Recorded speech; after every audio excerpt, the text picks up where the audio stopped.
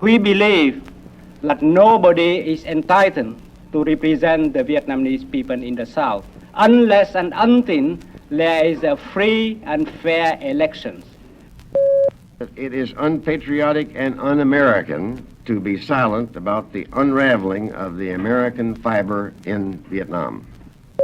The voices you have just heard are those of Ambassador Tran Van Dien and Rear Admiral Arnold True, United States Navy, retired.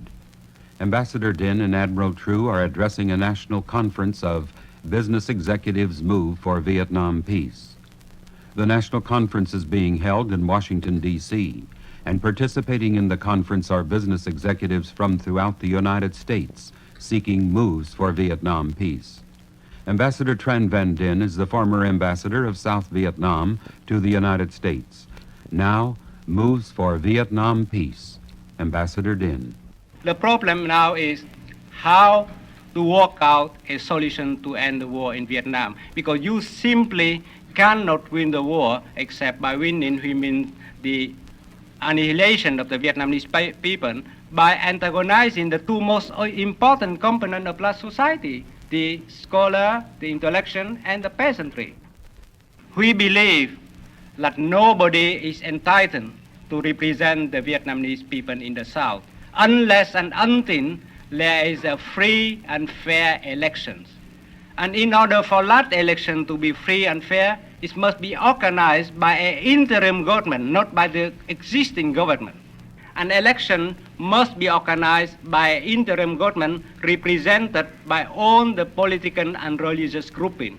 And that election will result in the government which will negotiate directly with the National Front of Liberation for the South. Because after all, no matter what people say, the war starts in the South and still very much there. We cannot ignore it. When it comes to the problem of negotiation, the most important people even forget that this question, who is to negotiate with whom? The real negotiation has to take place between the partners in South Vietnam. It means between the Front of Liberation for the South and the people who are not in the Front of Liberation for the South. So I think this kind of election will result in a government which is representative enough to talk directly with the Front for Liberation in the South to end the hostility in the South. Because no matter how much we try, by bombing the North back to the Stone Age, the war will continue in Vietnam unless and until the non-front and the front people get together. So now we talk about the negotiation, and people said if we leave, there will be a bloodbath. First, there could not be a greater bloodbath than the one we have today. So even if in a practical point of view, the end of war cannot produce a bigger bloodbath. Second, people talk about the suppression of the communists. The problem is, after the war, I'm very sure there will be a period of competition between a minority of communists. Because today in Asia, it's not communism which motivates men to fight. It's nationalism still which motivates men to fight. And nationalism cannot have an authentic base without going back to the source of religion and culture. I do not expect everything to be nice in Vietnam immediately after the war. But I don't believe that the communists would take over as people in this country say. I would suggest two steps which would be very helpful in any future development for this country. First is a de-escalation of the bombing. Second, the restriction of the search and destroy operation.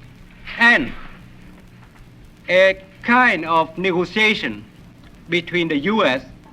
and the Saigon government for a treaty to define the status of American troops in Vietnam. So I think this is the heart of the problem. We have to start by providing at least an assurance to the Vietnamese people that the U.S. is not there to stay indefinitely. Because as you know, in the past, the Japanese, the Chinese, the Mongolian, the French has to be driven out from Vietnam. Nobody may exist gracefully. And that is why we have a lot of worry about the American presence today. We have to think very deeply and soberly, but we have to act very quickly before it's too late. Rear Admiral Arnold True, United States Navy, retired, has had a long and distinguished career in the United States Navy. Admiral True has had wide military experience in the South Pacific and in Southeast Asia, and traveled extensively in those areas. Admiral True. And when I got to the Naval Academy, I was asked to take an oath to support and defend the Constitution of the United States against all enemies, foreign and domestic. I consider that that oath is still binding, and that is one of the reasons that I am here today.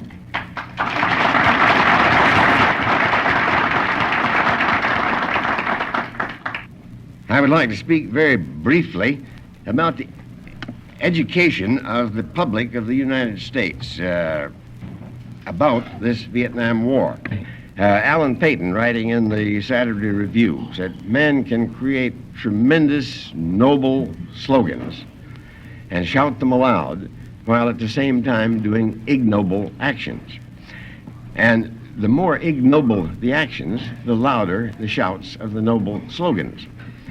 And this war has been conducted a great deal on the basis of slogans. One of our first slogans is commitment. We hear again and again that we have a commitment in Vietnam. Now, the Constitution provides that foreign relations shall be conducted by the executive department of the government with the advice and consent of the Senate. I can find no record that the Senate has ever advised or consented to the Vietnam War or to our involvement in this Vietnam War. At the same time, I do find record that the Senate has consented and approved our adherence to the Charter of the United Nations, and that this Vietnam involvement is a violation of that charter. Another slogan is that our national honor is involved in Vietnam. In an editorial in the Saturday Evening Post, Norman Cousins said, "The national honor is at stake in Vietnam because things are being done in Vietnam that are dishonorable and inconsistent with the meaning of American history." Another slogan is that this is necessary to our national security. Many, many times I have heard people say, "We must fight them there or we'll fight them here." This is a complete mythology. Can anyone envision Ho Chi Minh bringing his 2 or 3 little junks and torpedo boats to attack the coast of the United States? Or even China, for that matter. China has no navy, no effective air force as yet. This is not to say what she will have in the future. But there is certainly no stake of national security. I can't say what will happen 75 years from now or even 50 years from now. But this is so far in the future, and I sometimes doubt if the future will extend that far. Another slogan is the prevention of a bigger war.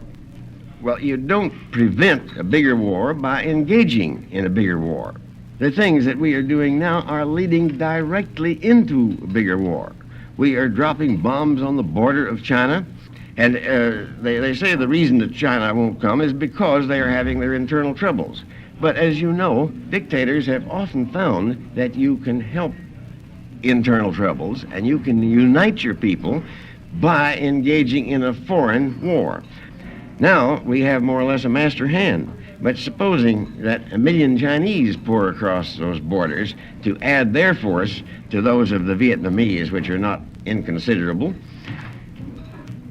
there is the possibility of a tremendous massacre, of a Dunkirk, or something just as bad, because we can't pour troops from here to resist the 3 million man Chinese army, plus their 10 million militiamen. Another slogan is the containment of China. But it might be questioned about the necessity of this containment, in that there is not one single combatant Chinese soldier on foreign soil, whereas the United States is maintaining somewhere in the neighborhood of 1.5 million troops on foreign soil. So China might possibly think about containing the U.S. I haven't seen any evidence of her attempts to do so as yet, but morally, she might think of that subject, and I think once in a while you need to look at the other fellow's point of view. Another expression that we hear frequently is leave it to the generals, let them run the war. But the generals are not supposed to do anything except to fight the wars they are told to fight. But to leave it up to the generals as to whether we fight the war or not is, in my opinion, a surrender of the basic principle of our government that the civilian portion of the government has control over the military.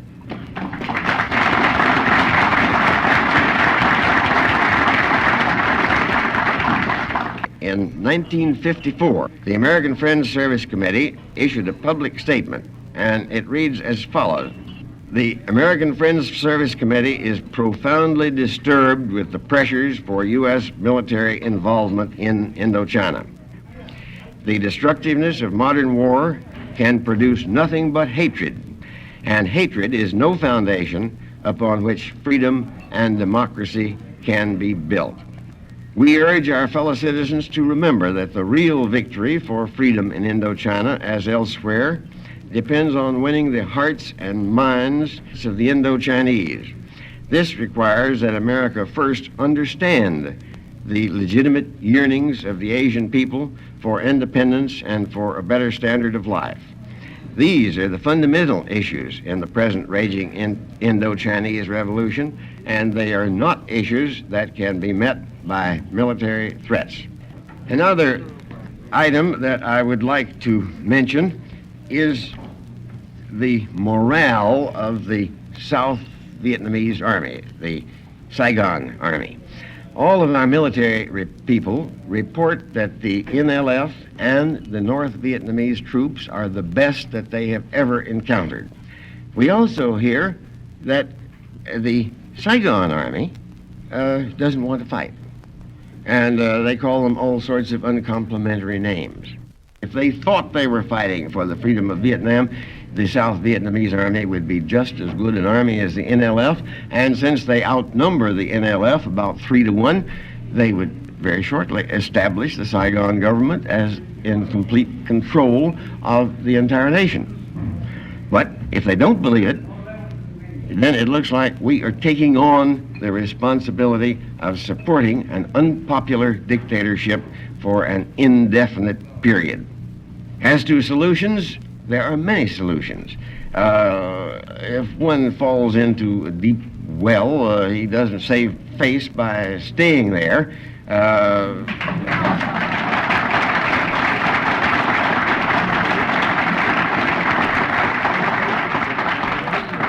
He gets out as gracefully as he can. And this is what I recommend in Vietnam, that we get out as gracefully as we can. But again, quoting Norman Cousins, he said, "It is unpatriotic and un-American to be silent about the unraveling of the American fiber in Vietnam." You have just heard Moves for Vietnam Peace, excerpts from addresses given by Ambassador Tran Van Dinh, former ambassador of South Vietnam to the United States, and Rear Admiral Arnold True, United States Navy, retired. Ambassador Dinh and Admiral True were speaking to a national conference of business executives moved for Vietnam peace. This program came to you from Washington, D.C. Your announcer, Leo Orso.